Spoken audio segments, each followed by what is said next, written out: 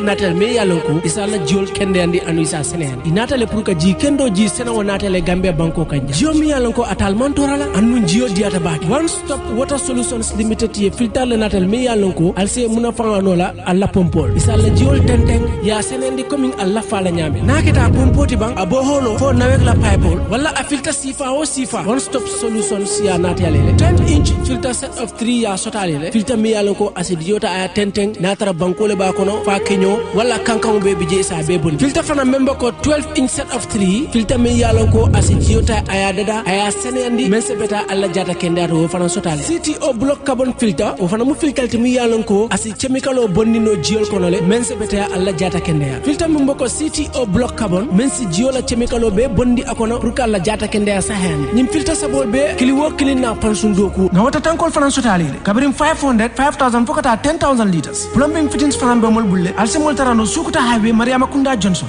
wala isimol kumandi 505 5691 796 8272 one stop water limited solutions inatale ka jiku be sonende Gambia banko.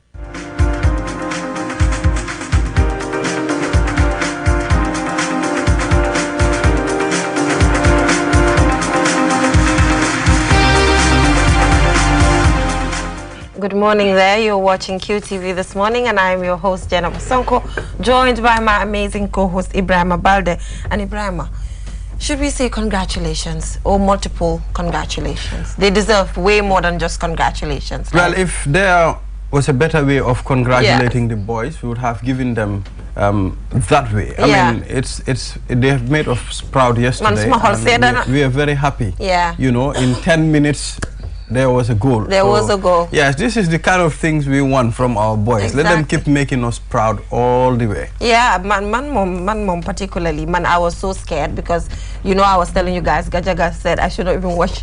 But the don't say that, the doubt tuti. But you know, I was surprised you were watching the game. Why? And I was like, so you were here, come ni then I'm home and nakalan ko de oye, come you muna kick no. Wow. The made doubt.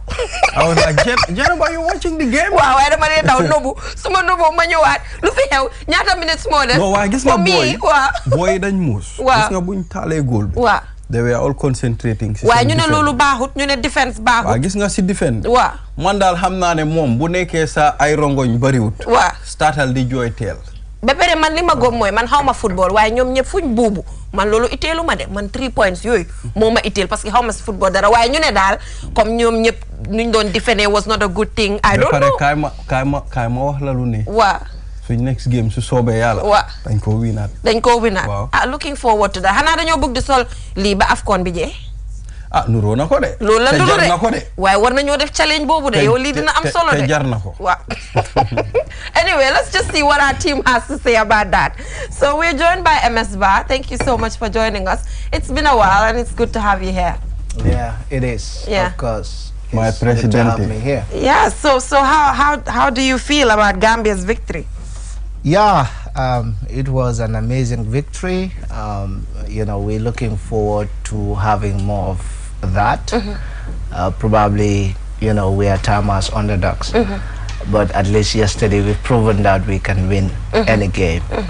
So probably I think the experience, it's still lacking because when they scored the goal, you know, they were too defensive. So I believe, and then too much of malpractices, like malpasses. Okay. So I think the boys going forward should, you know, try to keep the ball and then play. You know, I think the first half, the first 10 minutes of the first half was super great. You know, they were having the possession and stuff. Yeah, and also the changes. I think the coach should definitely look into that. Changes. Yes, I think this is the right time for them to look at some of the things that were not looking good yesterday, and they address it. Exactly. You understand? And I know that some of our star players didn't play. Most of them were, you know, on the bench. Yeah, but hanga comme niñ ko dewe coach bi mom moy technical passing bi mom moy xam kan la wara dugal fan ak ñun maybe bëgg nañu he played a great, like the first 11 was good. Absolutely. You know, it's just like probably the experience because compared to Mauritania was there in the AFCON. So this is the first debate. Exactly. And you know, it's good that at least people to to know that. I mean, Gambia getting an early goal is very important for us. Of course, it is. Always let's go for early goal. Yeah. It is. My mom yesterday, magis ay suma bossi sa bay sen tabuli di jubilate. It was like a dream. Yes. So moving on, thank you so much once again for joining us, MS Bar. So moving on, we have the African proverb as usual, and we have the newspaper review. Our guest is already here. And on Community Watch today, we'll be having our very own Aliou Cisse, as he's declared part of winners of the 2021 MAC Foundation Media Award, alongside someone else working for iAfrica TV, Ndeye Cisse, I am sure. So congratulations to Aliou Cisse as well as Ndeye Cisse from the Gambia for winning the MAC Foundation Media Award. Aliou Cisse will join us here to have a conversation with us in relation to modalities, how he's able to win it and all of that. Looking forward to a good conversation with him. And on social issues, we'll be taking a look at the Gambia Teachers Union have convened a press conference to actually think about, or to just update the public about the implications of the new grading structure when it comes to teachers as well as just education sector personnel. And we're looking forward to them updating us and telling us what they're planning to do in relation to that. And on Sports World, we'll be joined by Ade Drame to tell us what is happening in the world of sports. And on Click today, we'll be joined by your man Dels. Oh yeah, your man Dels will be joining us on the program to also update us in relation to what is happening in the world of entertainment. So what is our African proverb? All right, let's take a look at the African proverb. Where water is the boss, the land must obey. Okay, where water is the boss, there the land must obey. I think Lee, I'm not saying all of them. Well, I'm not being a hamne man ko don dega ci all of why mu ngi melni comme luñ doon wax fu ndox doon taxaw xawma ba legi ay tepa something like that. Why bobu dafa xawa uté? It's a bit different. Wa bobu xawna mo uté tuti. So MS, do you want to danga bëgg songa binda? Where water is the boss, the land must obey. Yeah, probably what ndox xam nga ndox legi mom dafa am doole te fumbuga jala mom the day jala. Why, what is the rationale behind the proverb? Probably that's so dictatorial, I could imagine. So to me, it's like when I'm the boss, so you know, but probably there also might be another interpretation. For instance, your responsibility don't go carry out to the fullest. Like for instance, if you are giving a responsibility, then wara sune li moy sa responsibility warulo sagane yo luñ la baye ko, so it can be subject to man tamit how malu hew buma ko gisee comme MS lu ngo about just dictate. I'm not sure like it can be comme loo xam ne foog nga nangu dafa am yoo xam ne foog nga nangu ko as an individual, because ndox si suuf obviously foog mu absorb, foog mu nangoo jël, so dafa am yoo xam ne foog nga mun koo nangu as an individual. So man loolu la ma nekk di jox suma xel nangu. Wow, putting aside dictatorship bi nga wax ak you know, waaye comme nangu as an individual, because foofu noonu ndox bi amut land bi amut choice. Deku coono ak nga mun a you know break your barriers. You to be able to just break barriers despite the power of the other. Comme soo xamee ne ok kii mooma ëppale experience, mooma ëppale maybe qualifications, mooma ëppale maanaam fuñ jaar moma opale. I think war nga accept koku lum la wax ba pare nango janga ci mom nango janga ci mom man nonu la ko gisee. It makes sense. It makes sense. It's subjected to different man for me the beauty of the African proverb moy at least we're able to think on our feet, you know, and then people just coming up with different things. Waaye man suma ko gisee dal nango nangu yenn ndogali daal yoo xam ne you can't just escape it, because ndox moom su nekkee si laan ba pare foog mu absorb ko, foog mu nangu. waaye bu dee si boori jànga la foog nga nangu boobu baax na ak experience bi nga wax noonu ak yooyu wala ñu jox la place ak yooyu foog nga nangu yi nga mun a liggéey nga mun a dem. waaw bu nekkee sa ñëw na si suñ comme suñ society sax comme sa mag xam nga ne kii sa mag la.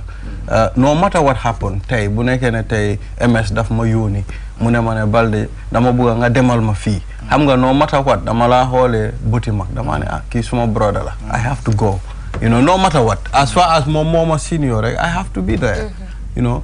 Comme naka comme tey danga gis ne yow ki saraka la okay te saraka mu ngi la obe lo wax rek mu ngi la obe nga yoni ko num sona soko yoni dafa dem okay waaw so man nonu la ko gisee xam nga dafa am a different way of interpretation okay waaw why foko muna def dal you know man I think mu ngi wone comme seniority mu ngi wone dole xam nga comme yoyu nu man dal nango dal ci certain instances man comme lolu la ma nek as an individual so if you're watching from YouTube or you're watching from Facebook, please tell us what this proverb means to you. We would really love to know, you know, and then we'll get to discuss it further. Where water is the boss, there the land must obey. So go and comment and just tell us what this means to you. So we'll go for a short commercial break, and when we come back we'll head right on to the newspaper review. MS Ba is here. It's been a while, but he's back here to help us analyze some of the stories that we have on the papers. We'll be right back.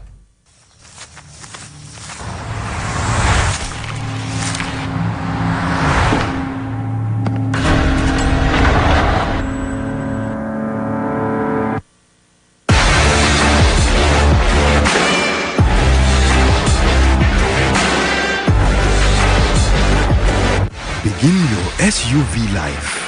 S-Pass Motors, the new authorized dealer for Kia. Visit us today or call us on 3522 222 353 2222.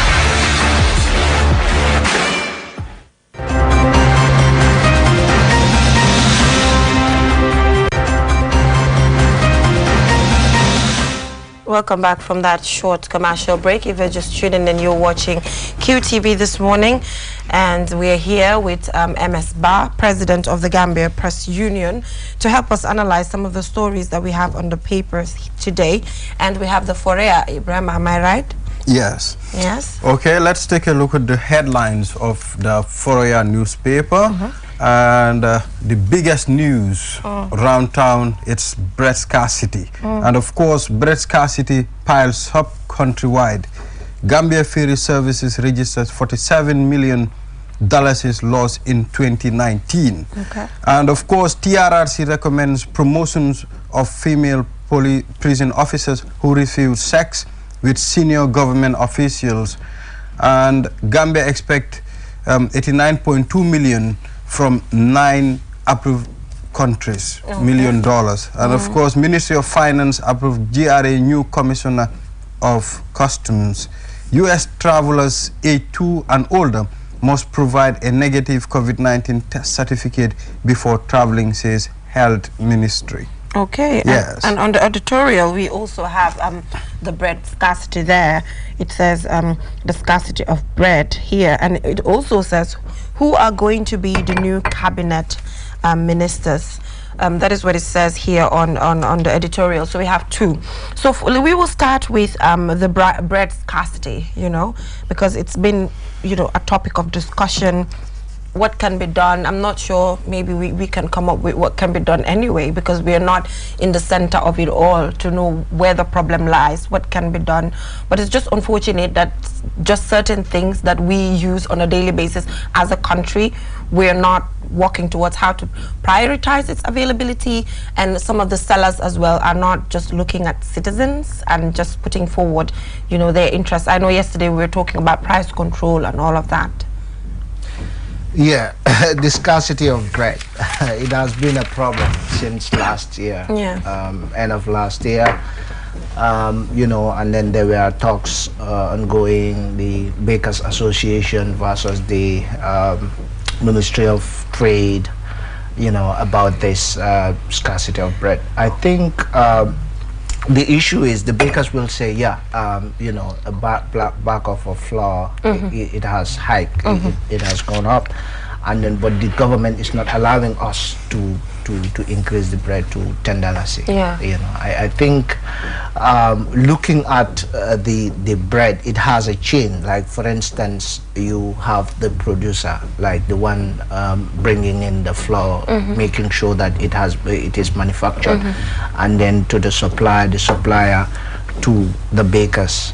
You know, it's like a chain. So you see that, you know, the raw materials comes outside, so probably Gambia does not have a control over that, the wheat. That's what I'm trying absolutely. To, yeah. So the wheat, it comes, and then government also impose tax on that, then plus the corporate tax of the company, you know, plus other stuffs. So I think cumulatively, obviously, they will hike their products. So I think the only solution is probably looking into exploring whether Gambia can, you know, bring out the raw material. Gambia can grow. I don't know, because I'm not expert on that, but we can also explore, because some of the things that we think cannot be possible, people are trying them. People are growing cocoa here, making chocolate. Yes. You know, people are growing other things like, you know, pineapple and stuff. So strawberries. It's working. You know, it's working. So why not we grow the wheat here? You know, and then it will be easier to do that, and you can also control the market. But if you are importing it outside, obviously, you cannot control it. So obviously, if it goes up, the ton goes globally, it will affect. It will have a direct impact. Or, you know, and then the company also will, you know, hike the price, obviously, and then the supplier, and then to the baker. So it's a chain. I think what they should do is first is to comprehensively look at the thing holistically, and then come up with, you know, a short-term, medium, and then a final long-term solution to this problem, because this has been ongoing. Almost every year we will have this problem. Exactly. At the end of every year, you can remember in 2019 it happens, and then the bread was hiked to $7. Then now, from there, 2019, 2020, 2021, the same problem. You understand? Now coming into 2022. So I think it's definitely important to look at the things holistically and ensure that we have a permanent solution. Probably there might be hitches and stuffs before then, but then the midterm solution is either probably government reduce the tax, you know, the corporate tax. You can reduce the corporate tax. You can reduce the tax on the importation of the raw materials, so that at least you can catch up. Probably that can be a short-term or medium-term solution to the issue, and then you look into the long-term, maybe having the raw materials here, you know, and then it will also help the Gambia, because if other countries are doing it, Egypt, you know, you can have wheat there.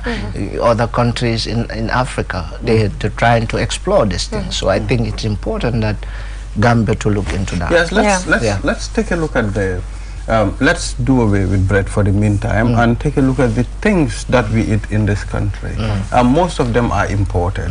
Let's look at tomato paste, for example. You know, we have very good tomato here in the Gambia, but tomato paste, most of it is imported to this country. You understand? Absolutely. I think people have the notion that, I mean, the soil in the Gambia cannot grow certain things, and it is tested and proven that the soil we have here, it's a very good quality.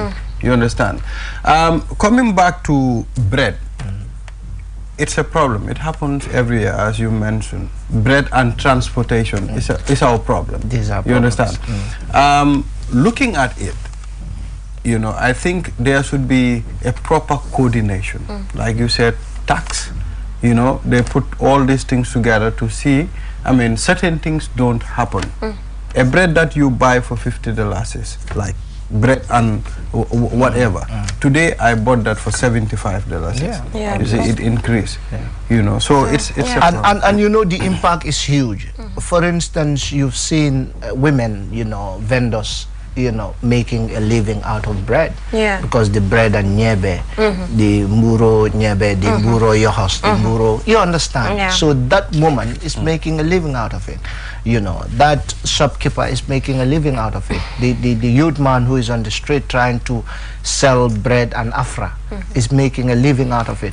So now, if this thing is a problem, then you are making people to go without jobs, because you cannot make nyebe like that. Akara, people are not used to that. Definitely. You know, so I think it's a problem. Even myself today, I could not eat a bread. I could not even eat half mburu. I managed to get one today at Westfield, but I bought it at a very high price. You are lucky. Yes, and that reminds me of some of the things that we have in this country that needs to be processed. Let's take a look at the case of watermelon. We have a lot of them here during the rainy season. Sure. But after the rainy season, you don't see it anymore. Some of them are rotten and thrown away. Yeah. It could be. Could be made into something else. Juice, watermelon juice, mango juice. Yeah. We can have a lot of them. Absolutely. You know. Yeah. I think the country can explore a lot of things, and also people should be encouraged to also invest. Like the Gambians who can afford it, government can encourage public-private partnership. You know, people like Mohamed Jah, people like Taf, you know, people and other people who are at least who are well established. They can look into having a private partnership, you know, and then probably with that things might improve. You know, improve. Absolutely. Yeah. So Forea actually is trying to break down on a daily basis the TRRC recommendations, which is a good thing. And today they're looking at TRRC recommends promotions of female prison officers who refuse sex with senior government officials. You know, for me, like I said the last time, I'm so happy about the fact that the TRRC really just is bringing out issues of sexual and gender-based violence, which can go a very, very long way in relation to just changing the narrative. Yeah, absolutely. Yeah, I think the promotion is necessary.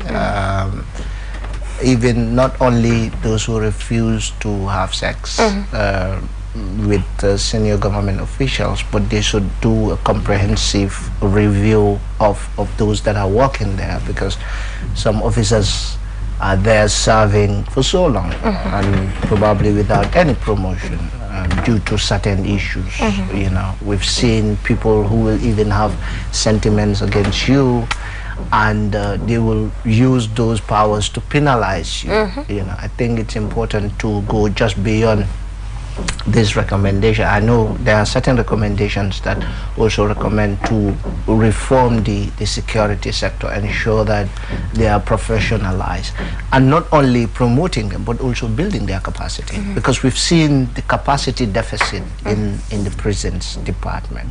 Even the former Director General cannot comprehend the act, the prison act. That's so.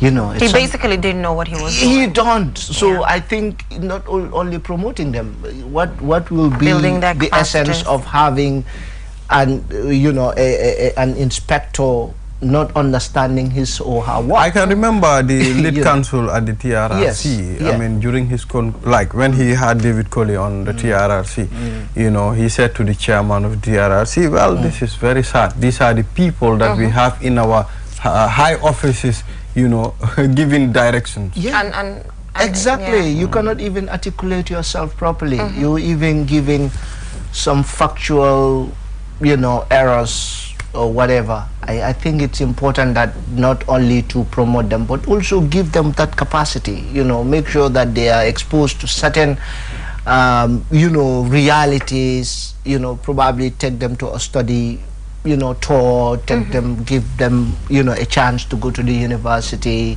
study law, or give them the chance to, you know, build their capacity professionally. But if you promote me, I don't know my job, then it becomes a problem. Then it will be like, you know, but in Gambia here, do we even have a proper promotion? Do you think, like, putting aside the prison, just generally, like a proper promotion route that we follow? I don't know. I just feel like sometimes as an individual, you are just stuck being a place. Stuck. It's not like you don't have the education. It's not like you don't have the experience. But you don't move. Yeah, you don't. Well, I think, I think we have sentiments towards certain people sometimes. Why putting aside sentiment, the structure institution. Yeah, its institution should have a policy. You should have a human resource policy. You should have policies that will guide your direction. Even if you're working there as an individual, you will know that if I spend certain number of days, dinner and 5% of my salary, that will be increased, and I need this to be promoted. So obviously jarut sa nit wax la you will do that danga xamne this month this year dama am promotion. Thank you. Ak suma defé li ak li dina ma lan fi why you're just walking hard blindly without your xamulo fo jëm because probably the right instruments are not put in place.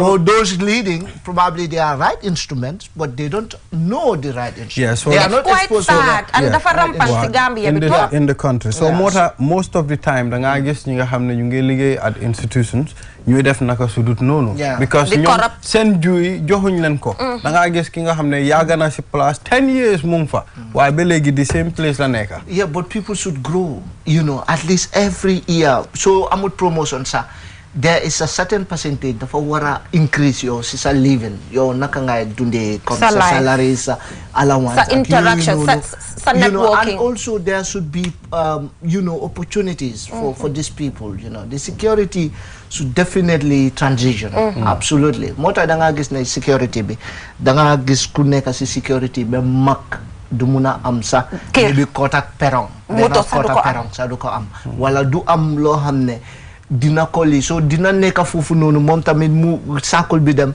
doomam bi ñëw du dem si school bu baax mu ñëwaat kooku tamit nekk di same so xam nga prepare generally su fekkee ne things are going that way the country will not develop. Waaye fooguloo sa MS loolu bokk na si lu ñu amee as a country. parce que fii ban liggéey bu mag nga fi nit di def ba di jënd kër. but there should be certain things in place. There should be certain things in place. You don't need to just have your salary and buy a compound like that. Probably payment plans. Payment plan.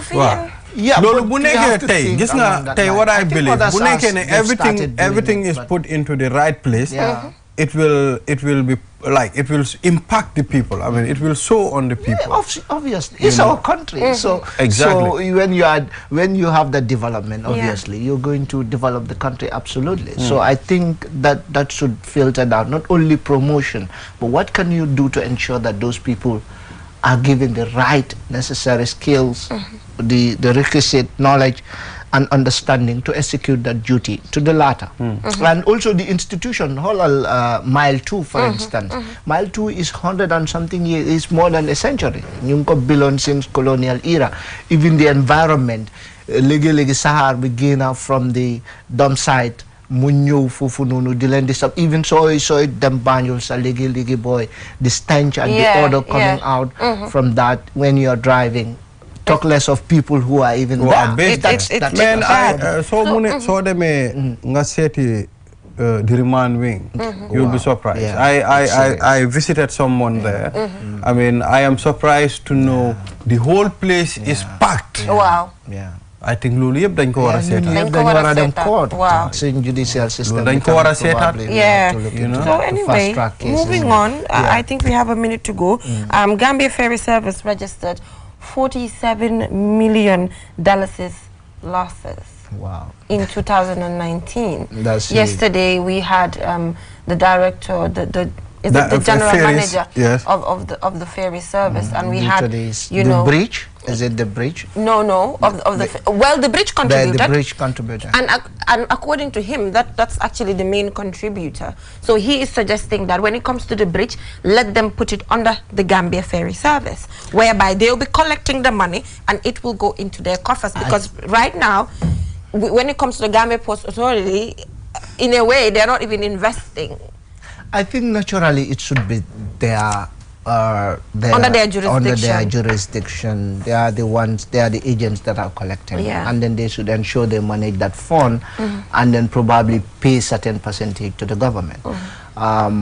We should not, definitely for me, that is my opinion, that ñom ñoo wara jël xaalis bi ñu lifin muna service and operational cost yeeg yooyu noonu ba pare ñu fay dividend to the government. Because waruta nekk rek ne okay yaa ngi use guy because they have the expertise and the experience.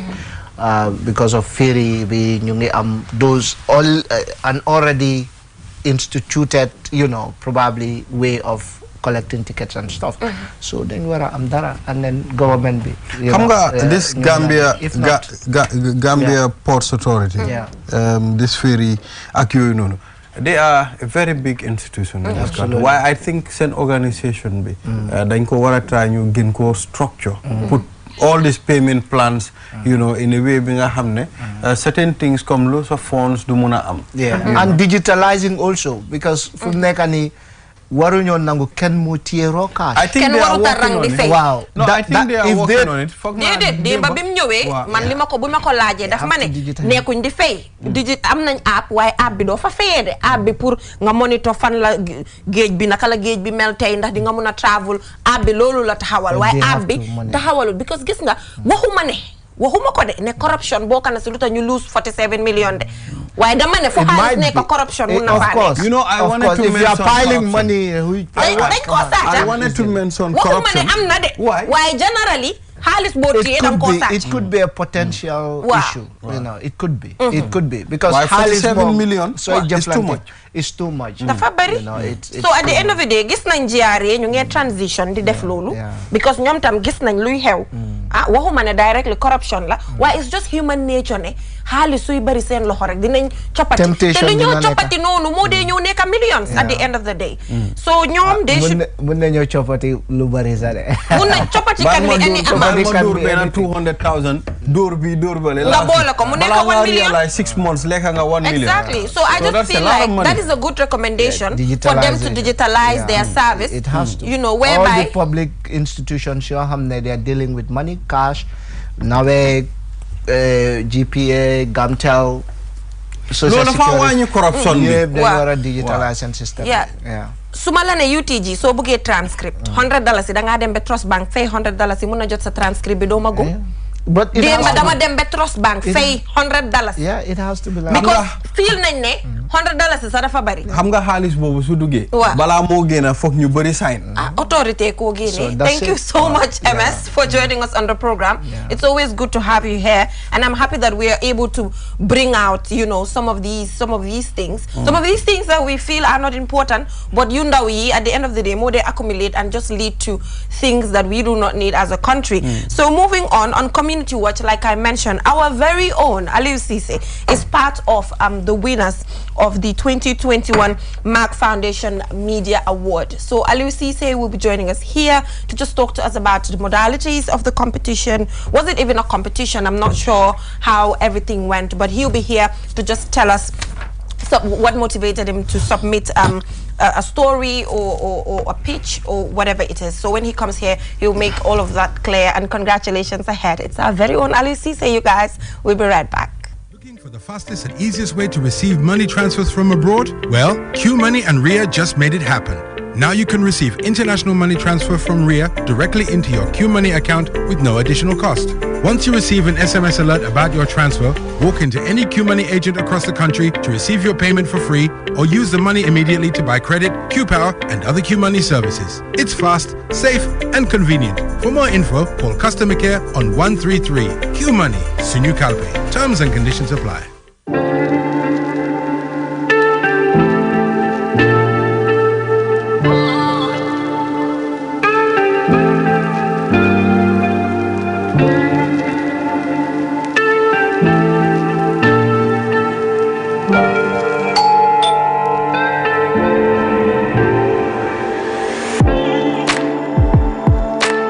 Want it? Order for it and pay quickly using QuickPay on the QMoney platform. With great technology comes ease and convenience. Get a glimpse of what a comfortable life is with QMoney by dialing *323# now. Call 133 for more information. QMoney, Sunyu Kalpe.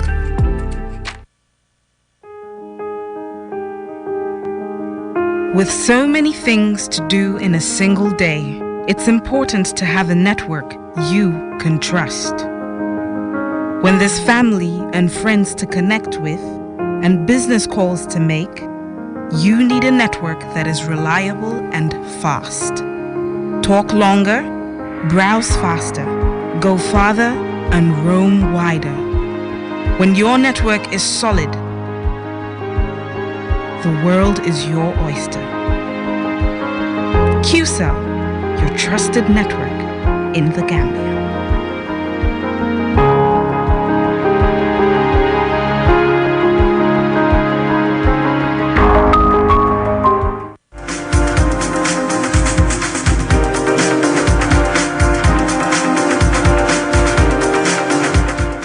Welcome back from that short break. If you're just tuning in, you're watching QTV this morning. Thank you so much to MS Bar for joining us on the newspaper review. And we're joined by another journalist, our very own journalist, Aliou Cisse. Aliou is part of the winners of the 2021 Mark Foundation Media Awards. I think 2 years in a row. We had you here where you won the same award. So 2 years in a row. Congratulations. Thank you very much. So how do you feel? Thank you very much, Bande. Well, yes, you're right. I won the award last year for 2020, this year for 2021. 2022? 2022. But yeah, but for 2021. Well, yes. Thank you very much, Jennifer. Yes, like you said, I mean, I'm quite elated and honored to be one of the winners for this the last year's of course edition of the African Media Award organized by the Mark Foundation in partnership with African First Ladies. I mean, you have so many of them who are partnered with the Mark Foundation. And then looking at this year's award, it looks at the issue of how do we empower girls and women through education, but also looking at the issue of infertility and among other health-related issues. And that was the main theme of the award. And then not only me, you have other journalists from around the continent, from Ghana, Liberia, Burundi, Zimbabwe, Namibia, Malawi, you name them. They all send in what they have been doing as far as this theme is concerned. And then the Mark Foundation will set up a committee, an independent committee of all the first ladies who will go through all the submissions made by journalists from around the continent, and then they will come out with their final winners. But what they try to do, they try to divide this into categories, because you have some journalists who are print, others are radio, and others are multimedia. So that's how they divide into categories. Like, for example, if you're working for the newspaper, they will categorize you under the print media, just to avoid confusion, because perhaps somebody who's working on the TV and print, it might not be the same. Visuals, exactly. You know, and all of that. So that's how it is. So I was under the multimedia category, and then I emerged as the winner of that category. And then the runner-up is another colleague from Ghana Broadcasting Corporation. So he came as the runner-up. So that's it, basically. Amazing. And I know we have Ndeye Cisse from iAfrica TV. Yeah, Ndeye Cisse was part of a different theme. Okay, a different team. Mask Up. Oh, the Mask Up. Amazing. Mask Up initiative. That's the one. Okay, so congratulations to Ndeye Cisse as well from iAfrica TV for actually winning this. So Ali, what keeps you going? You know, what keeps you going? Key award winner, you know, he's a multi-award winning journalist. Excuse me, let me take it again. Multiple award winning journalist. What keeps you going? You're flattering me. I mean, what keeps you going? Well, what keeps me going is all about believing in what I believe in, hard work, and then together with the team that we have here at QTV, it is all as a result of the teamwork and the people that are behind pushing. I mean, the head of the news department, Mr. Adedrami, Babukar, and the general manager, Malika, and everyone at QTV, including yourself, my colleagues here, and the cameramen. Everybody has been, you know, very supportive and working as a team. I mean, I alone couldn't have achieved this because I don't film, I go with the cameraman.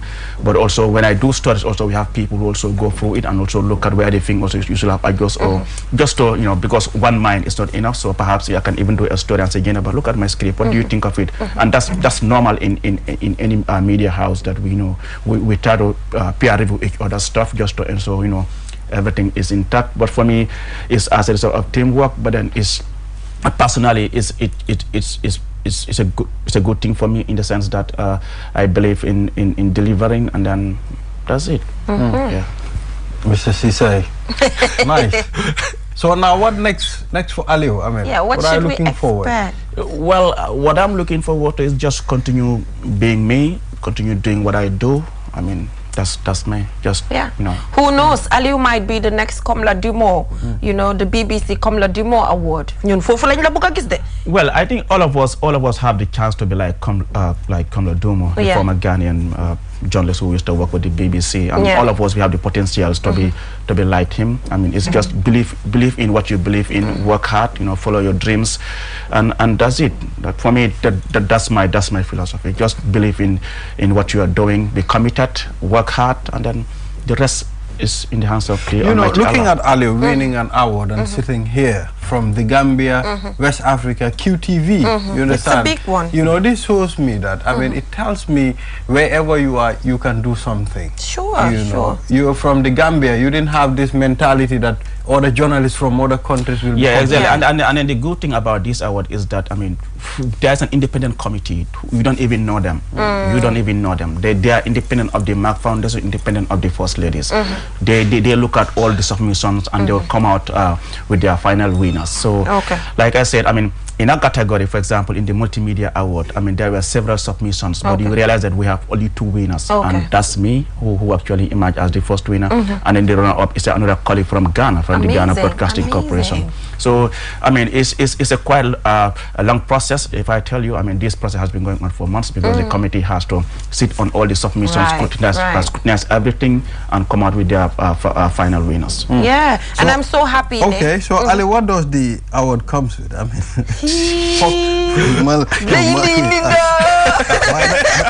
yow ñun tey fii la ñoo añee fii la ñoo ndeewooyee tey chop chop ak caméra uyu ma kii tey su moo dem caméra ñi fi nekk yëpp dañoo dem chop chop ndeewooyee fa dollars xanaa waruñ ko xam dollar du dollar si waay loolu dañ ko war a xam dollar du dollar si what does the award come with?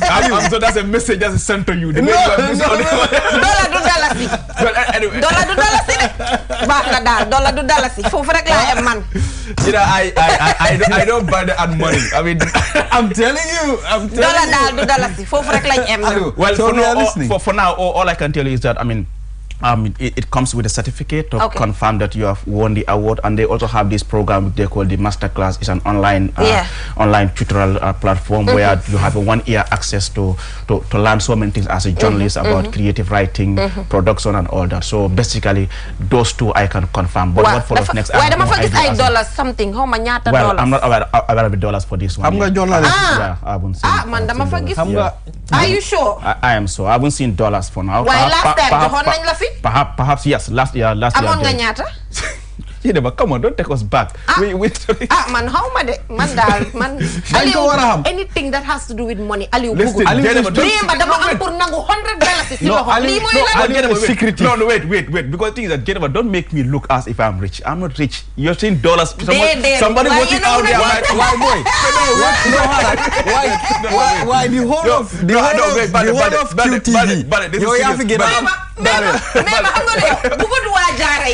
Buku dua jaray su génné ci programme bi rek gaay ko ne ko koto Aliou Allah bi mo fele ko di ci yoonam but the thing is that because I know people watching when you start mentioning dollars they might say, oh, Aliou is rich. I'm not rich. I'm the poorest journalist in this country. I still work. I still pay town trip or tax. So pay town trip dof nga taxaw jël yo ya Aliou Cissé di buxante comme I still pay $8 baxna dal bay Modou Gadiaga bay len Gadiaga you talked about poverty.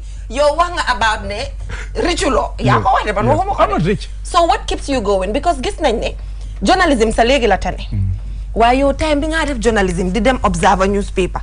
Yaa ngi gëna young at that time. Xamna ne xaliss bi nekk fa won xaliss bi bari wuton. Naka nga gëna mëna pusher di continuer despite little money. Sometimes when I look back at those days, I mean, I can't believe it that I have come this far because I joined the profession at a time when not so many people were interested in journalism. Yeah. You know, journalism was just for few individuals, and then it's thank God now, you know, the environment is much more free. People can now take up the profession. But I mean, it was really difficult. I remember I started Observer as a freelance journalist with my colleagues Umar Wali and many others. But then what kept us going there, you know, we also had a team that was quite committed. The likes of Ibrahim Jaumane, Kemo Cham, and Nana Maketa, Asan Sala, and many others who actually guided us and helped us through. It wasn't it was really difficult at the time. Aliou, ñu ne time bobu dang dan runga. Yes. You know, dañ daan runga balde. No, seriously. You know, guys, dañ daan runga time. I remember those days dañ daan doxe from Observer using Saint Matty Johnson doxe non si gannaaw dem fa la si side Umar Wali kaane fi toog fa naan ataya waxtaan tuuti then ma ñibbi. Definitely it wasn't easy, but then, you know, we believe in what we believe in. We had passion for the profession, and that has, you know, that really kept us going. Yes, Ali, we are so proud of you, so proud of the work that you do. Thank you so much. So ñu ngi ñaan yàlla balaa 2022 di jeex ma receive invitation bi ma won ne am na lu war a xew de. waaw mu ne this year December. This year ñu ngi koo xaar nag si corner bi. ñu ngi koo xaar si junction bi. non boobu ka xam naa boobu su na am Mariama moom mooy res loolu. bu boobaa moo joxe invitation bi gis nga bu moo joxe boobaa bank account bi yéen foofu ngeen a déposé balaa ngeen a ñëw ci xew bi. gis nga bu boobaa xam nga lu maa def live chicken bi maa ko res. waaw loolu du nekk problème. kon ma ko waxee rek gars yi dañuy joxe bank account bi soo ngeen déposé balaa ngeen ñëw ci xew bi. live chicken bi moo wër di wax ne man duma ko res. man dinaa ko res bés booy tax a jabar. pare na. ah ok Aliou kon affaire yi yomb na. kii mu ne dafa res li kii res la li. maanaam gën a res di natural water for you. loolu mu doon affaire mu jeex tak te res nag. te Sidi Cissé wax na ne xew bi moom dina ko res. Sidi Cissé moom rek si nag. QTV sa mu jox leen béy moom nag daf ko wuri. dama toog ba guddi. ala suñu béy bi. ma toog dama gis call Sidi ba Sidi ma xool. waroon na ko yow ma dem mu ne ma nagaam yaa ngi fay. dama waaja war ngaa takka jabar. da nga war a takka jabar Aliou. ma dama tiit. da nga war a takka jabar fooyee watuñ la nag. war nga ma ko this time of the night. Thank you so much, Aliou. It's always good to have you here. I am so proud of you, and I'm 100% sure the entire team is proud of you. Like you said, it's teamwork. We all work together. If one person gets something, it's all of us. You know, because we work as a team and just try by all means to support each other. So thank you so much for joining us, and looking forward to bigger achievements, more success in front of you. At some point, do jelati taxi, do jelati trip. Wow, do rungati. Nyung la nyana lulu. We'll go for a short break. We'll go for a short break, and when we come back, we'll be joined by officials from the Gambia Teachers Union to talk about the pay and grading concerns. We'll be right back. With so many things to do in a single day, it's important to have a network you can trust. When there's family and friends to connect with and business calls to make, you need a network that is reliable and fast. Talk longer, browse faster, go farther, and roam wider. When your network is solid, the world is your oyster. QCell, your trusted network in the Gambia.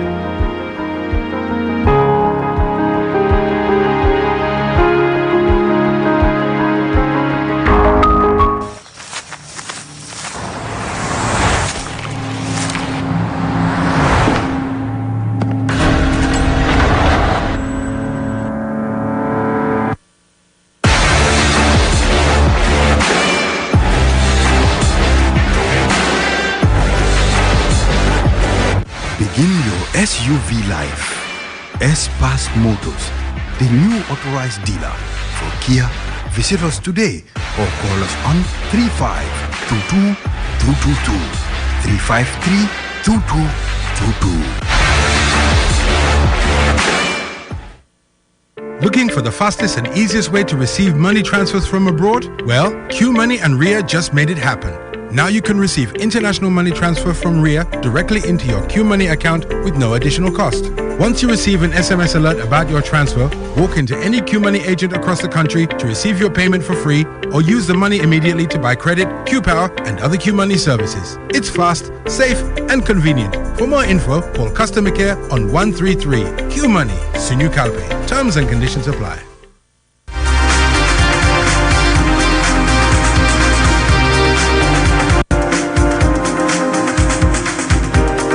Welcome back from that short break. If you're just tuning in, you're watching QTV this morning. I am your host, Jenna Bosonko, joined by my co-host, Ibrahim Balde. And right now in the studio, we're joined by the president of the Gambia Teachers Union, as well as the general manager here. Thank you so much for joining us. We've been following activities online in relation to the new paying and grading structure for teachers as well as education sector personnel, and we know that at some point teachers did pinpoint some disparities according to them that they saw, and later I also saw that as a body you were saying they are not quite disadvantaged, and you are still reviewing it, and when something needs to be done, it will be done. So can you just give us an update? Yeah, all right, thank you so much, and I want to thank all the viewers out there. We are members of the Gambia Teachers Union National Executive Committee here to at least give you an update of some of these issues that are going on. After the press conference, I think the press conference has actually explained everything. We have investigated, we tried to put the various documents that were in circulation to review them and authenticate those documents. We realized the documents that were in circulation were not correct. One of them, that is the last one, I think the option D, yes, which contains the option D, that is the one that is correct. Okay. And then of course we tried to review it, and then we sent a letter to PMO, of which they honored our invitation to have a session with them so that at least they can give us a proper explanation, a befitting one, that we can get back to our members and tell them this is what is happening. That was also done, and that led to the press conference. The documents in circulation were doctored, in the sense that they were, somebody edited them, you know, and then tried to compare, you know, the teachers' new grading system, new pay scale, and that of the nurses, of which I never want to mention their name. But then this is what was done. So if you look at the current pay scale for the nurses, someone that graduates from the RN school is placed on grade 7. And then the teachers on the new grading structure or pay structure, the PTC, someone from the college, is placed on grade 4.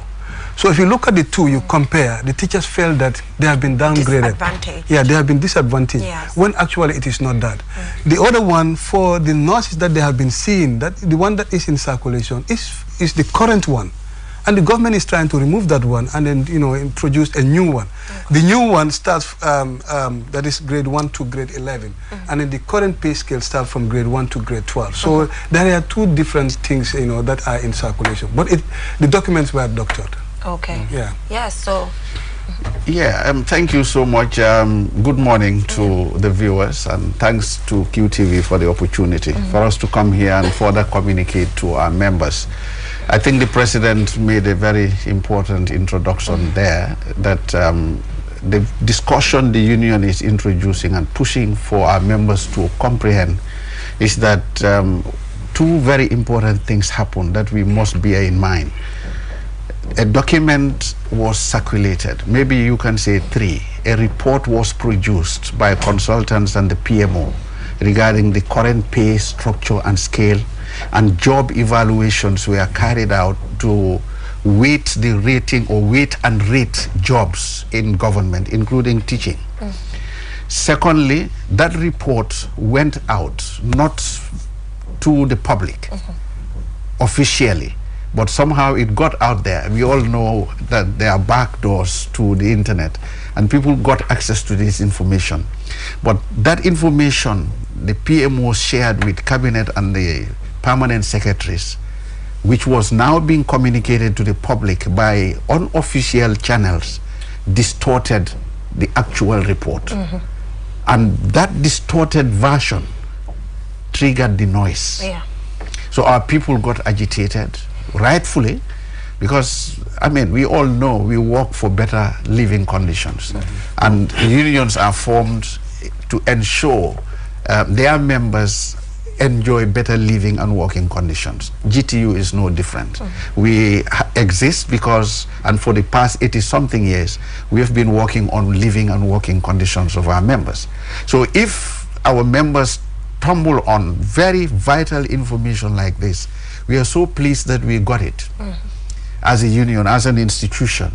And we did the right thing by going further to first verify whether this is a report from government.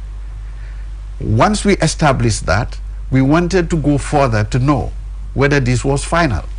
And then we were told, no, this is not the final job, because this is a process.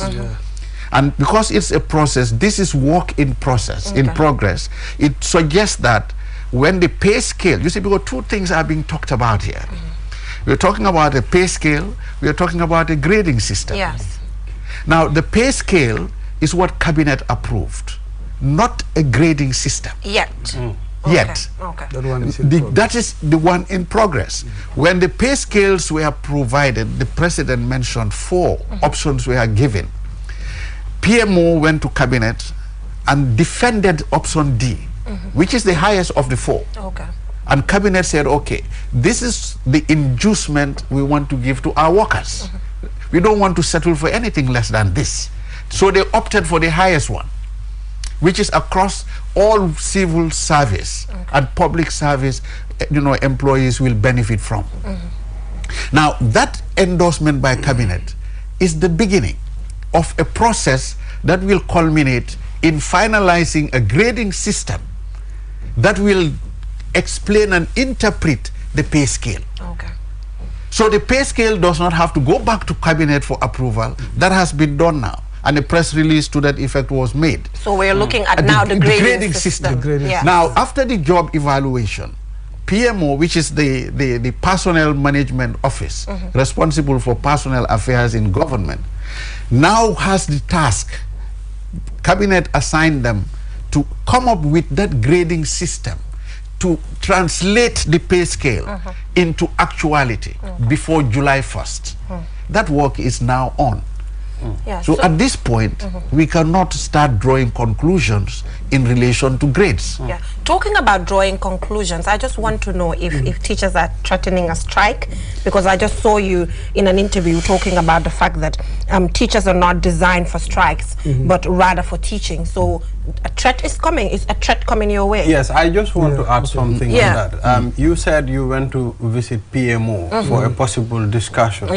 And when did you visit PMO? Because sometimes last week I was sitting in the midst of teachers and their conversations, I was listening to it. So I want to know when you visited PMO so that I can gauge last week and your visit to know whether they still got this information you're talking about. Our visit to PMO was on Friday. Was on, the first one. The first one. Was on Friday. On then Friday. We met again on Monday. That's on Monday. This Friday. Last Friday. Last Friday. Yes. Okay. And then we met again on Monday. Okay, because I was at a gathering last week Friday, and they were talking about it. If the pay grade is not good, they are threatening to do something. So with those, are you receiving those threats? We are. And what are you doing to engage them directly? That is why we decided to call for a press conference to at least give out the information to the general public. And I think the press conference, the information given were very, very clear. And in fact, we even prepared a write-up and then gave it to all the journalists so that at least explanation can be given in a more vivid manner. At least teachers, because what we told them is that any question that you have, please take your phone and then dial the office, and we will try to give you the information. We still continue engaging them on their various social media platforms. We are doing that. And since after press conference, some of them still came up with some, they did not understand. Some did not understand one way or the other. But then we continue engaging them. And that is the more reason why we are even here today. And again, I want to understand something. I want to know if the Gambia Teachers Union, it's doing its comparison with other countries. Where do we stand? Where do you stand as a union in relation to pay scale and all of that, comparing it with other countries? Where are we as a country when it comes to the plight of teachers? I want to say something on the previous issue first. Talking about this issue of strikes. Trade unions have their language. And words like going on strike, sitting down, that's part of our dialect. And sometimes we use them in the wrong place. But that doesn't mean we are ready to put the chalk down. That decision takes a process again. There are certain stages it has to go through, and that advice needs to come from the union end. But that's not the topic of the day. So just to allay your fears, there is no strike in the making. No. That's not sanctioned. The National Executive has not even considered that. We think the first stage is to clarify the issue and ask our members to go to work and allow us to continue engaging with government. On the issue of comparison, where do we stand in relation to other countries? You're talking about pay. It's not determined by comparison. But it's just good to know what's happening in other countries. That's what I'm saying. I just want to tell you the context is we belong to Education International, which is the global teacher body.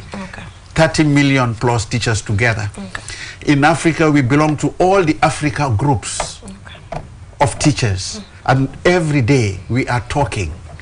So the issue of comparing how teachers are paid here cannot be compared to Senegal, for example, our neighbors.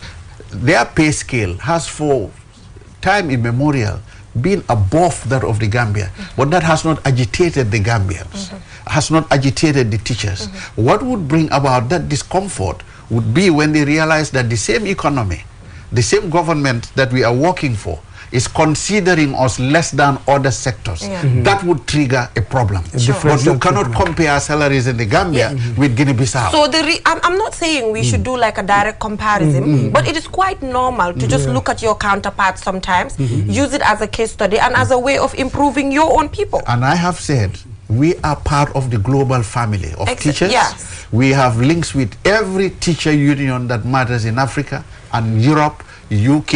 In fact, we have a very close relationship with Senegal. We as a teachers union are twinned with SUDES, which is one of the over 40 teacher unions you have in Senegal. You know, we are related. We have exchanged notes a lot of times. And we have visited them, they have visited us. We have gone to their congresses, they have come to our congresses. So yes, we know what is happening across the border. Yeah.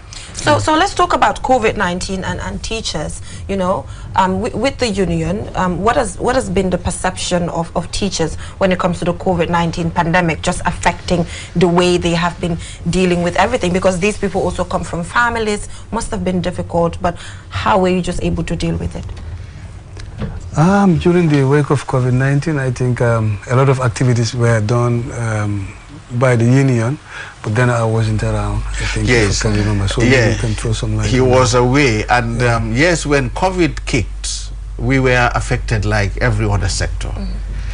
But it affected us directly for two very great reasons. One, our children were at risk just as we were. And the issue of congestions and spacing became a problem. The issue of tools, we know the PPE issue came a little bit too late. There was online classes were instituted and teachers were teaching remotely. These were all new concepts. Like it destabilized other sectors, it did destabilize the education sector, and that has had repercussions. In fact, the greater repercussions are coming this year, 2022, because those who were in school then, those who sat the exams in 2019 did not see the effects of COVID-19. It's 2020, 2021 that we're going to see that. But those doing the exams this year and those who did last year spent most of their first years in senior school and upper basic school at home. And that's a problem. In terms of remunerations, you know, we will never stop asking government to improve our conditions because that's what we are meant to do. But on the issue of COVID, we at some point our members were disgruntled because we felt we were facing risks dealing with children, dealing with exchanging exercise books with them, marking exercise books, sharing textbooks, being in the same enclosure with tens of students, and all this put all of us in danger. And when it came to the COVID fund, we got compensated either less than we expected or too slow for our liking, and yeah, this caused a lot of noise in the sector, which I believe is being stabilized. There are still some issues to sort out based on maybe data not being available or not being accessed on time. But yes, COVID impacted us, it impacted the teachers, it affected them. To date, it's affecting us. Okay, I'm interested to know, I mean, quite a lot of teachers in the Gambia. What is the communication line between Gambia Teachers Union, all these teachers? What is the communication line? Thank you very much for this question. The President will come later on this. The union, the Gambia Teachers Union is one of the most organized institutions you will find. Our link to the teacher in the classroom is structurally designed, and information is shared through the structure down to the classroom data is collected from the classroom using the same structure. And just a little digression, this is why when the information came to us through social media, union leadership expressed, you know, a lot of discomfort because the structure should have brought this up. To say we have a national executive, that is the highest decision-making body after Congress. Congress is every 4 years. That is the highest authority whilst it is in session. When it disbands, the Constitution gives all powers to the National Executive Committee, headed by the President. Ismaila Ceesay is the current president. Now, that National Executive is a representative body. Each of the regions of the country has somebody sitting in the National Executive who is considered the chairperson of that region's teacher body. So at regional level, we have regional executive committees. So the chair of the regional executive committee sits in the National Executive Committee. That chair is also chair of a committee of teacher representatives from the clusters. So each cluster in region 1, for example, has a cluster chair.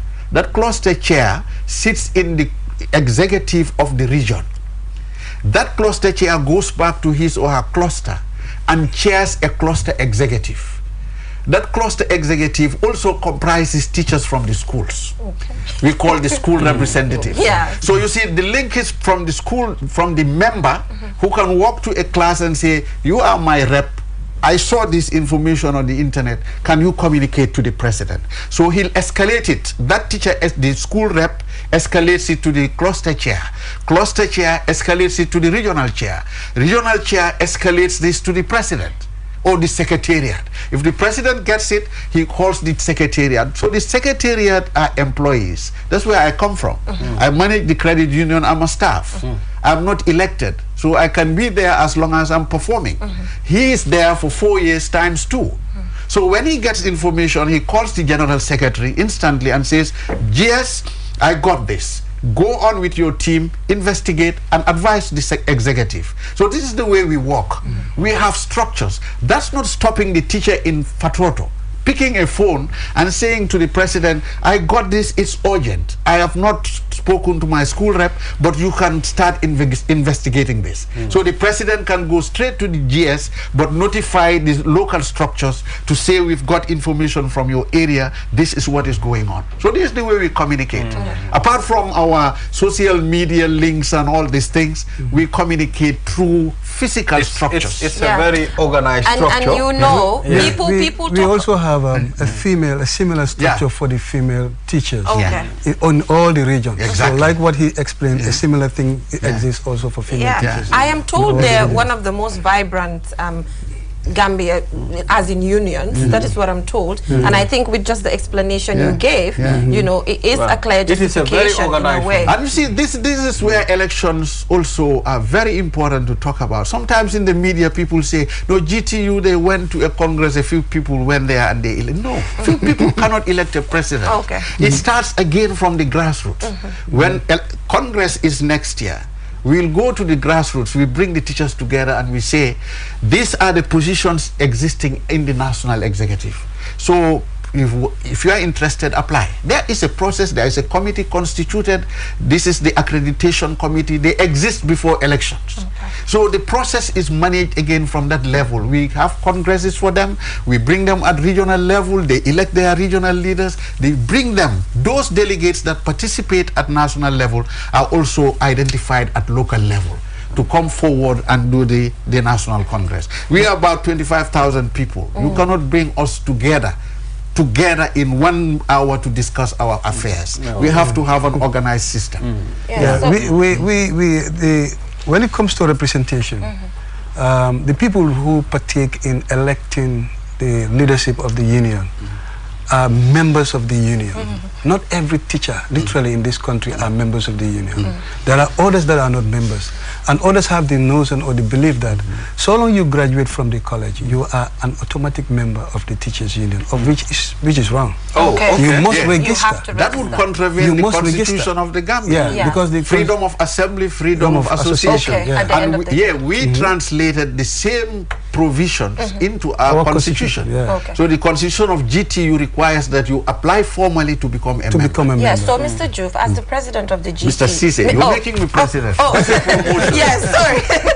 Mr. Cisse, Mr. Ismaila Cisse, as the president of the GTU, I'm an individual who's quite passionate about individuals with disability. You know, often I get to, you know, talk to the Association of the Disabled, and they talk about, you know, the plight of teachers and all of that. So I just want to know what deliberate policies are put in place, what extra concentration when it comes to teachers having to teach maybe deaf children or blind children, you know, what extra concentration is put on their side to make sure that the work goes, because normally when you engage them, they will tell you, we don't have materials, we don't have access to brailles, we don't have access to this. So what is the union doing for that? Everything that concerns teachers in this country is always been tackled by the Gambia Teachers Union. We always make sure we put pressure on the Ministry of Basic and Secondary Education to provide teachers like what you are just putting up now. We are currently developing a policy, and this policy is a holistic one that is going to entail everything. We have other policies that are already in existence, but we are improving upon them because we always look at our membership, which is a very large membership, and it entails a lot of things. We have so many things on our decks every day. So these are things that we are always putting pressure on government, and we always make sure that the Ministry of Basic and Secondary Education's attention is drawn onto that aspect of teachers in the system. But it's not looking good right now. It's not looking good. I can say something in relation to teachers with disabilities. I can tell you both GOVI and School for the Deaf are members of the union. They benefit from our social services, the credit union in particular. And one thing we deliberately, you are talking about deliberate policy. We recruited a teacher who is a master of sign language, who is a staff of the credit union. And we have conducted training for our front office to be able to, in the beginning when they came in, we were ushering them to one counter to deal with them, and at some point we said, no, this is discrimination again. You are forcing them to go to one place all the time. How about making sure the front office, entire staff in the front office are conversant with the basics of sign language. And that training was conducted in 2021. Today they are more comfortable coming to us. And equally important is to say, when they come in for services, we do not have any discriminatory policies. At credit union level, the principles of cooperatives, well, are very, very, very angry with discrimination of any sort. But it would be worse when it's done to people. We consider our part, and well, part of us, and know very well that they require some special attention. Not to discriminate them or to feel that they are less than adequate, but they need to be treated, you know, based on their equity is the point. And I know, like he said, the Ministry of Basic and Secondary Education has a special unit that deals with these matters, and the holistic approach to negotiations and lobbying with MOPSI does not leave this, you know, behind. So due to time constraints, I just have last question, but it's a yes or no question because we can't allow you to deliberate due to time. So I just want to know if there's a unit there at the Gambia Teachers Union which is taking care of sexual and gender-based violence meted on women, female teachers. It's just a yes or no. Yes. How vibrant? How very vibrant. When he mentioned this, you had time. Yes, we do. Yes, we just. I just wanted to know if it exists, but we do not have time. It exists. And the female wing will come here and tell you what they are doing. As I talk to you, we have boxes of sanitary materials. Amazing. Thank you so much. Thank you so much. Thank you so much for joining us on the program. So we'll go for a short break, and when we come back, we'll be joined by Adi Drame to tell us what is happening in the world of sports. I can already guess what he'll be talking about, but we'll just allow him to come over. Thank you.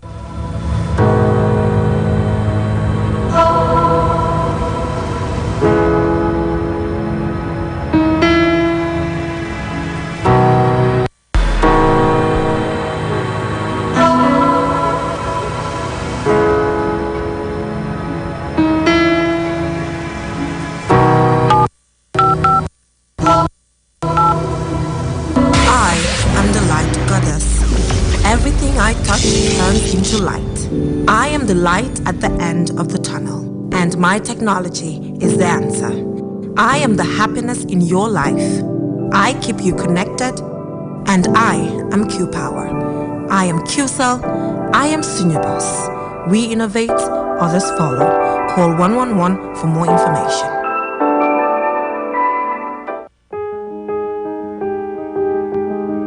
With so many things to do in a single day, it's important to have a network you can trust.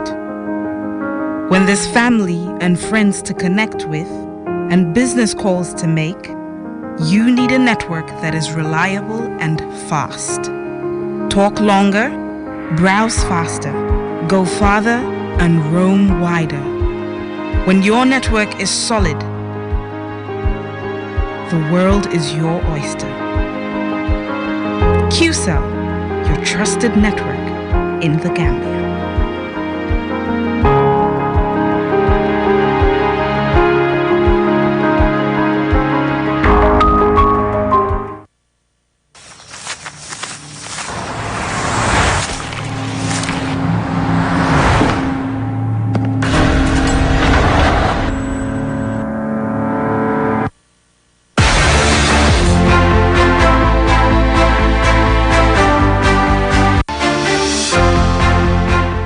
Welcome back from that break. If you're just tuning in, you're watching QTV this morning. And now, Ibrahima, we're joined by veteran journalists. Now we're joined by Adid Rami to tell us what is happening in the world of sports. And it's obvious we made it. You know, as Geneva says, there's only one story really, and that story is, of course, that a referee blew 3 times for a match. I'm sorry. I'm kidding. We take it again. The big story, of course, is, as far as Gambians are concerned, it was the fact that, you know, the Scorpions made their debut in AFCON and they won. Yeah. But before that game, I think really and truly, I think globally, those are the 2 stories that people are talking about. Okay. The fact that, you know, Gambia won their first match in AFCON, and they can roll the video. Yes. But before that game, there was the Tunisia-Mali game. And that game ended in serious controversy. Yeah. The referee blew the whistle at 85 minutes. 85 minutes 85 originally. Minutes. Wow. Rolled the ball and was about to walk off, and they told him it's not over yet. He then blew again when the clock and everybody's watch was showing 89 minutes and 47 seconds. And the players went off the pitch. And unfortunately for him, the CAF officials said, look, they called him and said, look, you've blown early. But by the time they came to that decision, half an hour had gone. And they decided that they had to replay the last, 5 minutes. They said they should play 5 minutes. So they went into the dressing room to speak to the Tunisia players, and they refused to come out. They said, we've already showered. Yeah. So we're not coming out. You can give the game to Mali, who had already won 1-0. But before then, the referee had awarded 2 penalties. First one to Mali, which they scored and converted. And second one, which Wabi Kazri, the captain for Tunisia, missed, or the goalkeeper saved. And so it ended 1-0. And 1-0 was the favorite score yesterday. Yay. Every single game ended 1-0. In fact, almost every game in this tournament has either been 0-0, 2-1, or 1-0. I think it's like very low scoring. Pardon me? Cote d'Ivoire. I watched their game. It was 1-0 as well. 1-0. Yeah, Max Gradel, who was captaining them, and he scored a fantastic goal. In fact, his goal and the Gambia goal are vying for the 2 best goals scored so far. Well, our goal is a very angry goal. It is? It is, definitely. It was a out of the 18. I mean, it was fantastic. Although if you listen to the British commentators, they were calling him Abli. No, it's Ablai. I think somebody needs to tell them. Yeah. It's not Abli. But I mean, you know, history makers, and it's the news has gone around the world because 2 teams were making their debut at AFCON, Gambia and Comoros. Comoros unfortunately lost, but Gambia won, and you know, 3 points. And if the video is rolling, I don't know why they stopped it. Yeah. You know, they see that, you know, Gambia, because of the alphabetical. Sort of they're top of the table. Yeah. But it was a fantastic game, and they played really well. But you know, fans being fans, before the game, Gambian fans, if you're honest, a lot of them were criticizing the coach's decision. Why have you picked these people, blah, blah, blah. And I won't name a particular journalist at QTV. He was even complaining even after the victory. Yeah. It's like, come on, get real. Because, you know, when you look at it, all the scores, where there have been scores, apart from Cameroon 2-1, and that was 2 penalties, very low scoring. Teams are just not scoring. I'm not sure why. What about the man of the match? Musa Barrow? Musa Barrow. Yeah. So Gambia, not just the victory, but man of the match award as well. Yeah. And it was a really confident performance. Towards the end of it, some players looked like they were getting tired, but that's to be expected. It was quite hot. And the coach, I think, you know, he made the right decision, take some people off, you know, because they were showing signs of tiredness. And for the teams that didn't do that, what you saw were people getting cramp and really, really flagging. So I think the coach managed it just right. But it was great, a great introduction. And based on that performance, I don't think they need fear anybody in the group. You know, best teams that I've seen, probably Ivory Coast and Nigeria so far, overall. But Gambia can hold their head up and yeah, fantastic. Yeah. And I mean, when they scored, you know, unfortunately, I wasn't there. I won't explain why I wasn't there.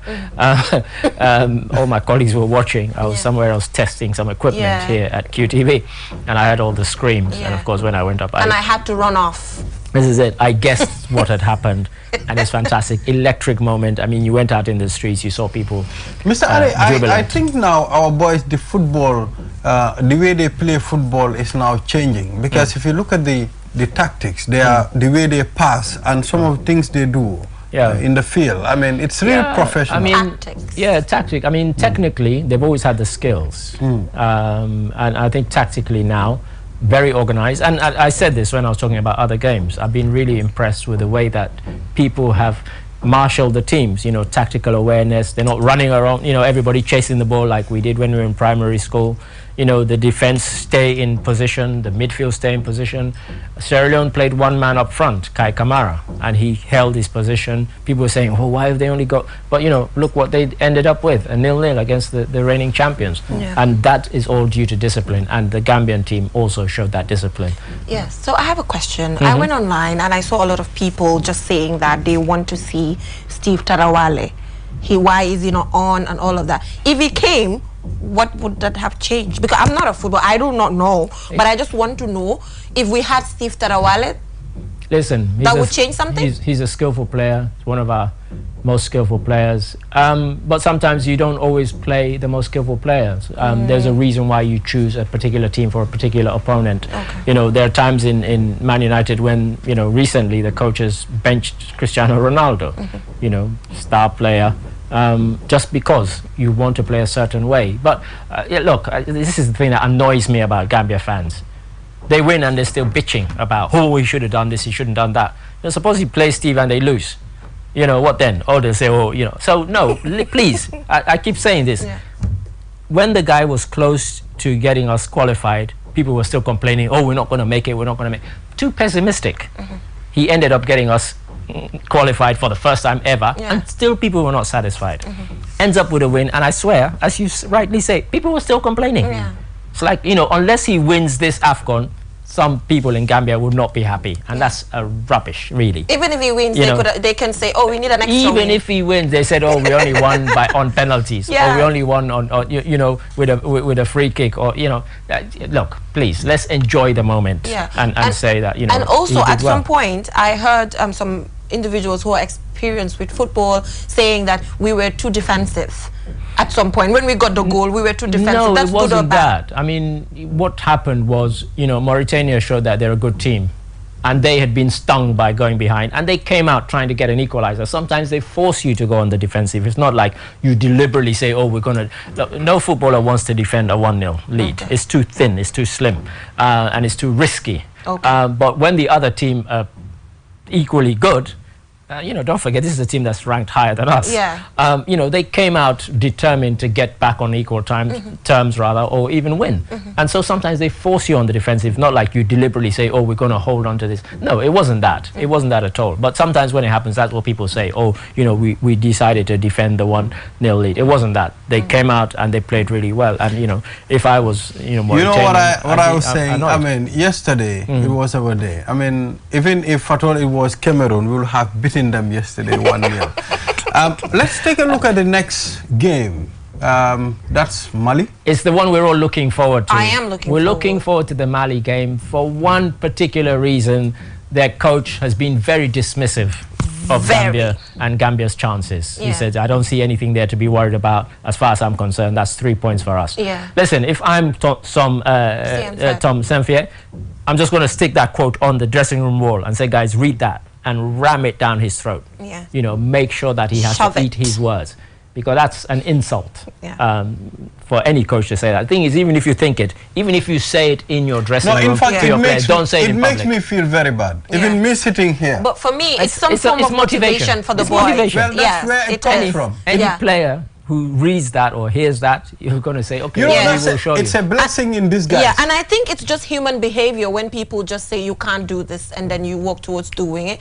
So also, before you leave, please, time is up, but I just wanted to know if you have an update on the first female referee, her performance. Any update in relation to that? Not yet. If you'd given me Okay. warning, I would have. Okay. But she'll probably replace that referee who was dreadful the other day. All right, you in the see, Tunisia women can Mali do game. it. She did not do that, and she's a woman. Indeed. Anyway, thank you so much, Adedrami, for joining us. Thanks. Looking forward to our game with Mali, like And- you mentioned. And if we win that game, I'll come on and I'll be juggling a football. You will? Yeah, On here?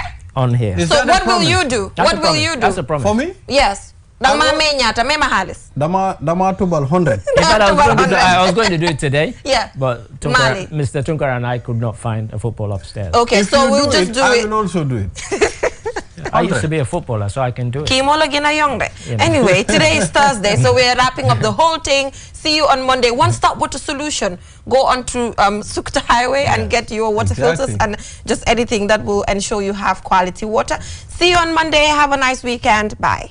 bu ne yelloo na ndox mu set te ndox mu set dafa bokk ci dunni doomu aadama te biir kat amul seetu waral na lépp lu fay dugg dafa war a doon li nga xamante ne ni du indil doomu aadama bi loraange ci wàllu wér-gu-yaram One Stop Water Solution Limited ñu ngi fii ci biir réew taxaw temm fexe pour gis ne doomu aadama bu ne di nga naan ndox moo xamante ne ni ndox mu sell te wóor la ndax indil nañ leen ay xeetu filtres yi nga xamante ne ni mun ngeen koy jëfandikoo ci seeni pompe yi ci biir réew moo xam booxool ngay jëfandikoo wala pompe nawek yi ne bépp xeetu filtre bi nga xamante ne ni dina la indil wérgu yaram musal la ci loraange amal nañ leen ko ci biir réew am nañ 10-inch filter set of 3 bii nag ñett lay àndal bu ci ne ak li muy liggéey bokk na ci 5 micron pp sediment filter bii nag mooy segg ndox mi ba mu set génne fa lépp li nga xamante ne ni warta ànd ak ndox moomu bala nga koy jëfandikoo gak granule carbon filter bii nag mooy segg génne lépp lu xeetoog chemical ak organique yi nga xamante ne ñoom ñoo nekk ci biir ndox mi sellal ndox mi ba waral mu soppi li nga xamante ne moom la ndox mi di saf mu soppi cafin gi def ko ndox mu sellate óor CTO block carbon filter bii nag du yem rek ci segg ndox mi sellal ko ba mu sell waaye nag daf koy yokk ay ngéneel yi nga xamante ne ni day baax ci wérgu yaramu doomu aadama bi dëgëral waaye tamit yàggal lool sa yuur wi am nañ tamit 12-inch filter set of 3